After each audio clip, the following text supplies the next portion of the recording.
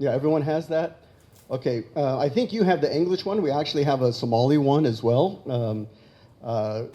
But you will see three sets of goals. The first one is security, increasing security for Americans and Somalis. The second one is both the humanitarian response to the drought and promoting inclusive economic growth. Somalia has made great progress in the highly indebted countries process to get debt relief, getting closer and closer to that completion point in which you'll see considerably more resources being accessible to the Somali government. So we are doing our part with our representation on international financial institutions and in other ways in promoting that outcome of successful HIPC completion, and giving our advice for consideration by the country's leadership on other economic reforms. And there's quite a number. Actually, there's a lot of pending legislation, and many of you know about this, across all the sectors that has been pending in Parliament, but including some important economic reforms. And then the last area is governance issues. The governance issues are Somali issues, but I will explain the kinds of things that we do, and you can judge whether that's appropriate or not. We have no opinion, that we, the US government, has no opinion on what the content of Somali federalism should be. That's a Somali discussion.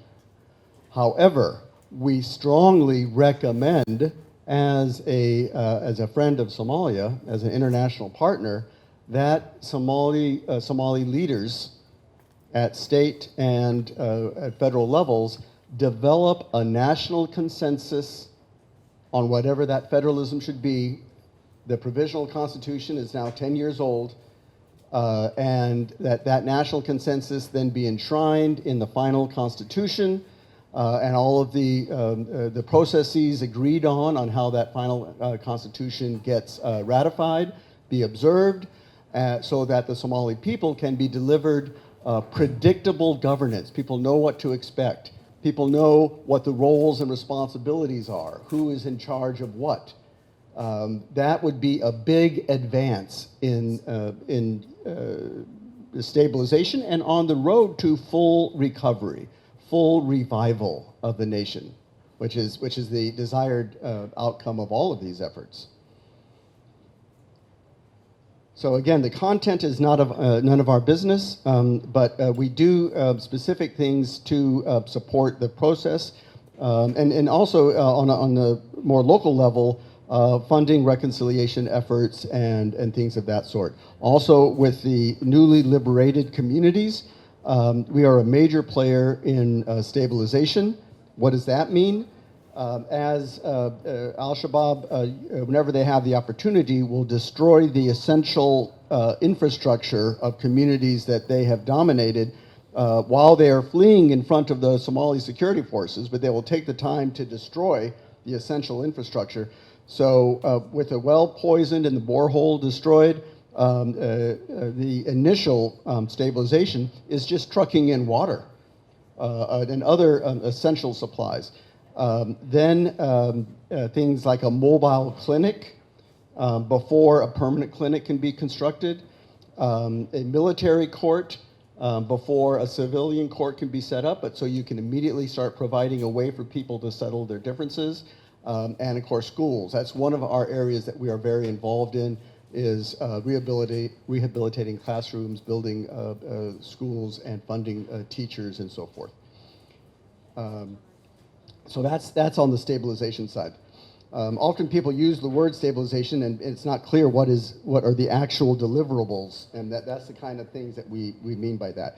And there are other international partners that are doing this, and an essential aspect of how we do this is that we resource district and federal officials.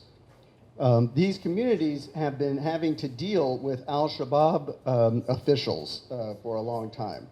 And now they need to get to know the legitimate district, state, federal officials. And it would just confuse them to see a bunch of foreigners in the mix. So we resource for the Somali officials to deliver. And I have given the order, and every evidence that I have says that it is being obeyed, that we stay in the background. We do the resourcing. We have an office in Beledweyne. We have an office in Johar, so we try to get close to the area. But we resource and leave the delivery to the Somali officials, because that is part of building the relationships with these communities and the legitimate authorities.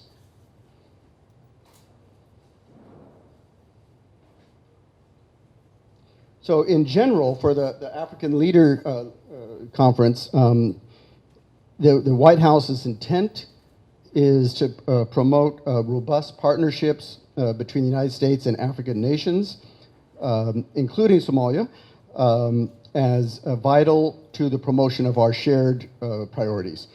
When it comes down to Somalia, as I said, it's bringing security to the Somali people, broad-based economic opportunity, revitalizing the Somali governance and democracy, delivering services, strengthening a free and open international order. And I must say that this is something that we have noticed, that in international fora, Somalia has voted at key moments based on principle, knowing that there would be diplomatic costs. It has put principle first.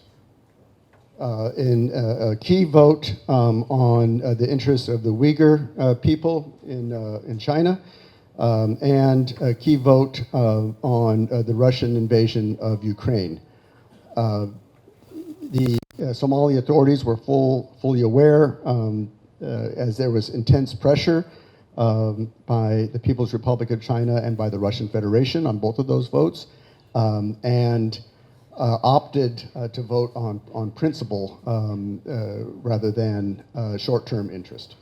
When we talk about shared interests, we also look to see with which countries do we have shared values.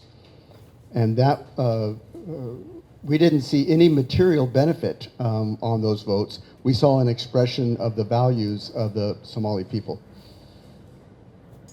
I've gone on longer than I intended, but I welcome your questions. If you don't mind, I think I'm going to sit down and take the questions. And then if Anne has to slip me some details, then she's closer to me and can do so.